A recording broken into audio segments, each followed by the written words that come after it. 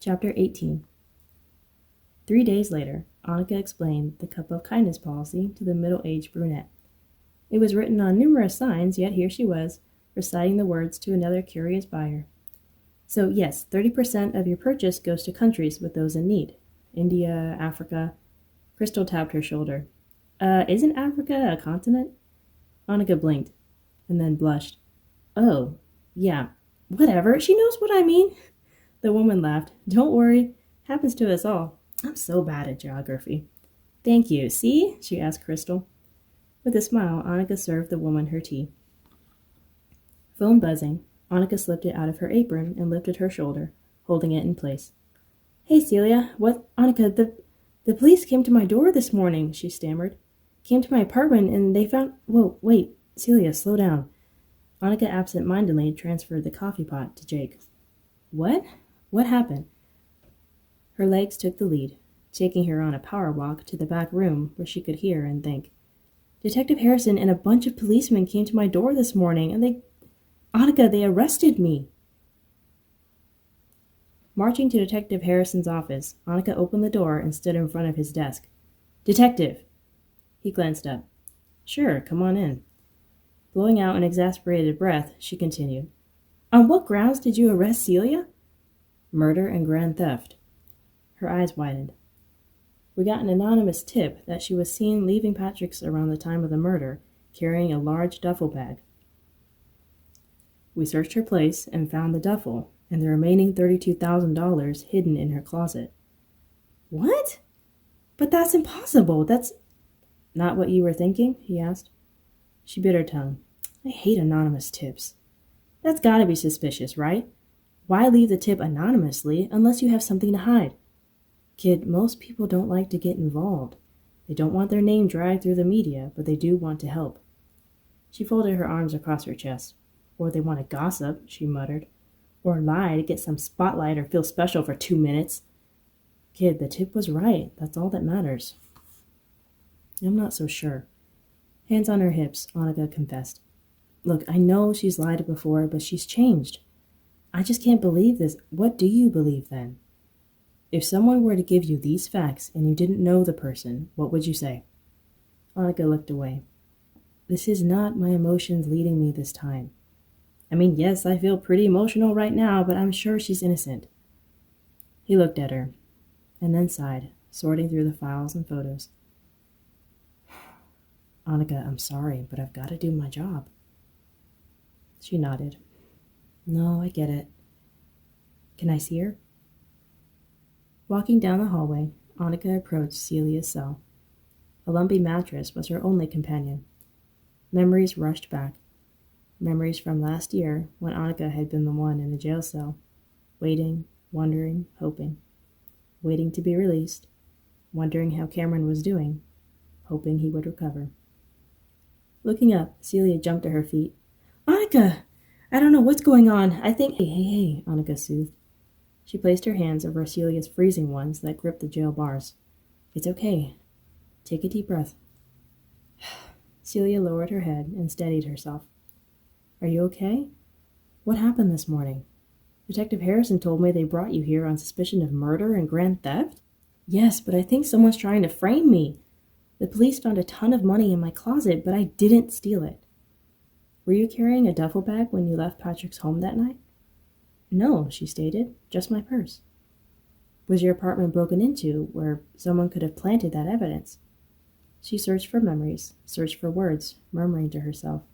No, nothing seemed out of the ordinary. Do you sometimes forget to lock the door or windows? Celia bit her lip. Oh, sometimes I do forget to lock my living room window. I like leaving it open in the mornings.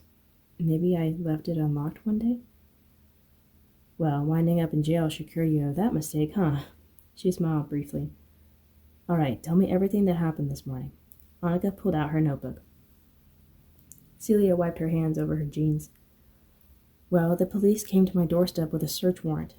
They came in, rummaged around, and found the duffel in my closet with the $32,000 that had been stolen from Patrick's. They said Patrick's and my fingerprints were all over it. But Annika, I promise you, I did not take that money. I counted it to see how much I would be leaving him with when I took some for the Kimes. I know that doesn't help matters, but she suddenly exhaled, incredulous. Detective Harrison said it wasn't even Patrick's? That he had been embezzling from Fuller Advertising? Annika nodded. I had no idea. I knew he was saving, but the thought of him stealing never even entered my mind. Celia turned around, pacing the small length of her cell. And now they're setting my bail crazy high because I'm high risk for flight. Celia, I'm sorry. I'll talk with a Cup of Kindness crew, see if we can get you out on bail. No, I wouldn't want you all to spend a ton of money on me. Celia, you're part of the family. We've got your back, whether you like it or not. Celia smiled. Now, this whole business of an anonymous tip really gets me wondering. Annika made eye contact with her. Are you positive no one saw you leave Patrick's that night? Well, I can't be completely positive, but I didn't see anyone outside or anyone driving by. If anyone did see me, it probably would have been a neighbor. I talked to all the neighbors on that block, and none of them saw you leave. Maybe they didn't feel comfortable telling you.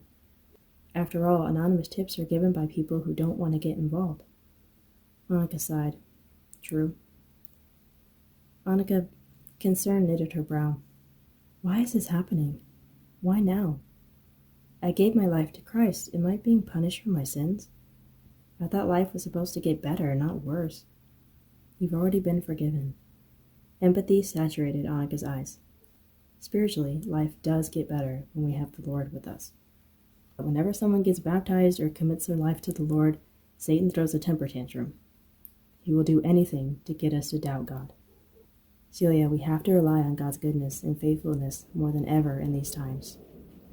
Our own weaknesses and trials are there to drive us toward God, to remember we need Him for everything, our every breath. Celia nodded. So, what do I do? Cling to God.